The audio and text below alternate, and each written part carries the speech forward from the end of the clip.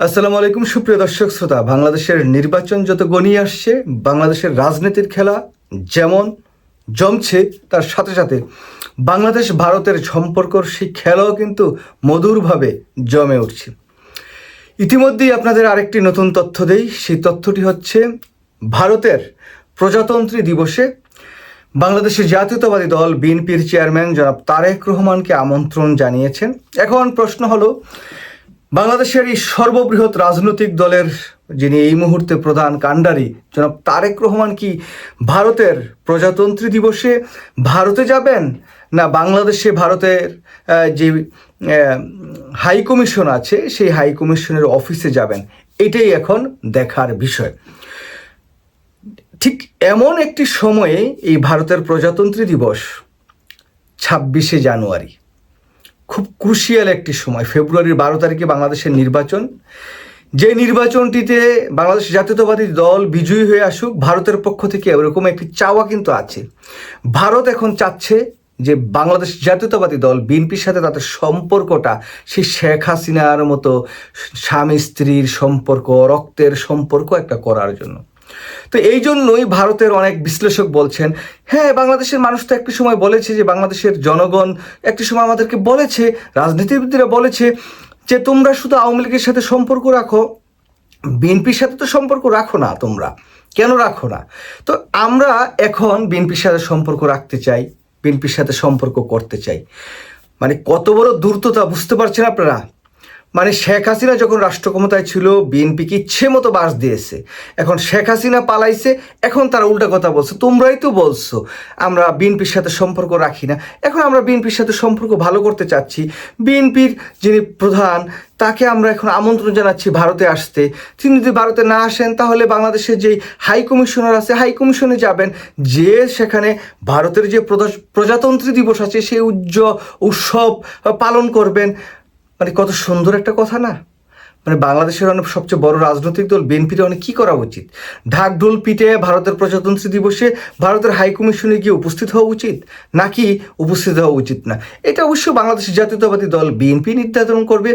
তারা কি ভারতের প্রজাতন্ত্রী দিবসে ভারতের হাই কমিশনারে গিয়ে নমনম করে আসবেন, নাকি 12 তারিখের যে নির্বাচন সেই নির্বাচনটার দিকে ফোকাস করবেন? যদি আমার এখানে নিজের একটা মানে ওপিনিয়ন আছে আর কি, আমার ব্যক্তিগত ওপিনিয়ন বলা যায়, যদি তারেক রহমান জানুয়ারির 26 তারিখে ভারতের প্রজাতন্ত্রী দিবসে ভারত না গিয়েও বাংলাদেশে অবস্থানরত ভারতের যেই হাই কমিশন বা যে অফিস আছে সেই জায়গায় যে তিনি উপস্থিত হন, তাহলে বিএনপির রাজনীতি এই জায়গায় ফুল স্টপ হবে ইনশাল্লাহ। এটা আমি দৃঢ়ভাবে বিশ্বাস করি, কারণ বাংলাদেশের মানুষ আমার মনে হয় না যে 12 তারিখ পর্যন্ত ওয়েট করবে বিএনপিকে বুঝাতে যে আমরা তোমাদেরকে চাই না, আমরা তোমাদেরকে ভোট দিব না।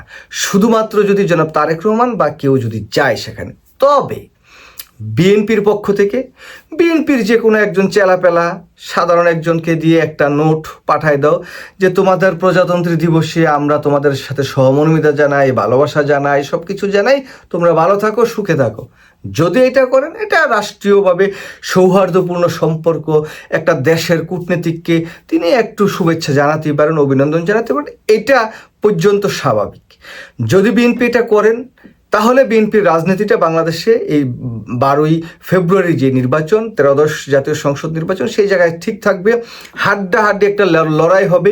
কে রাষ্ট্র ক্ষমতায় আসবে সেটা বলা মুশকিল এই মুহূর্তে দাঁড়িয়ে। তবে বিএনপিরও সম্ভাবনা আছে, জামাতেরও সম্ভাবনা আছে। আবার বিএনপির দলের ভিতরেও ঝামেলা ঝুমেলা আছে, স্বতন্ত্র প্রার্থী আছে অসংখ্য। জামাত এখন সমস্যা আছে তাদের জোটকে নিয়ে। তারপরেও বলি, যদি এই ভারতের ট্র্যাপে বাংলাদেশ পাড়া না দেয়, বাংলাদেশ জাতীয়তাবাদী দল পাড়া না দেয়, তাহলে নির্বাচনটা তারা খুব স্ট্রংলি একটা পার্টিসিপেটারি একটা নির্বাচন হবে, এবং জনগণের সেই জায়গায় কাকে ভোট দিবে মানে এখন পর্যন্ত কিন্তু বুঝাচ্ছে না। ঠিক মানে মানে একটা ইয়ার ভিতরে রাখছে, একটা ধোঁয়াশার ভিতরে রাখছে আর কি। তো যদি তারেক রহমান যায় তাহলে সেই জায়গায় জনগণ বলবে, ও তারেক রহমান ভারতের হাইকমিশনের অফিসে যে উপস্থিত হয়েছে ভারতের প্রজাতন্ত্রী দিবসে, আচ্ছা ঠিক আছে, বাংলাদেশের প্রজাতন্ত্রী দিবসে আমরা নিজেরাই করব, আর তারেক রহমানের দরকার নেই। সুতরাং মানে এটা বুঝাই দিবে যে আমরা তোমাদের 12 তারিখে আর ভোট দিব না। বাংলাদেশের প্রেক্ষাপটটা এখন এরকম একটা সিচুয়েশনে দাঁড়িয়েছে। এখন সিদ্ধান্ত জনাব তারেক রহমানকে নিতে হবে।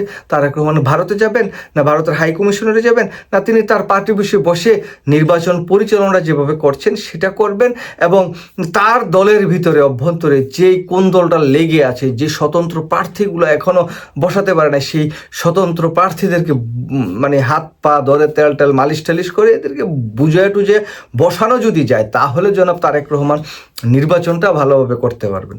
তাহলে বিএনপির দলটার জন্য কিন্তু ভালো হবে। যাই হোক, সুপ্রিয় দর্শক শ্রোতা, দেখা যাক এখন বিএনপি চেয়ারম্যান জনাব তারেক রহমান ভারতেই যান না হাই কমিশনে যান। যদি যান তাহলে তো বিবেচনা জনগণ করবেই। সবাই ভালো থাকবেন। আল্লাহ হাফেজ। আসসালামু আলাইকুম।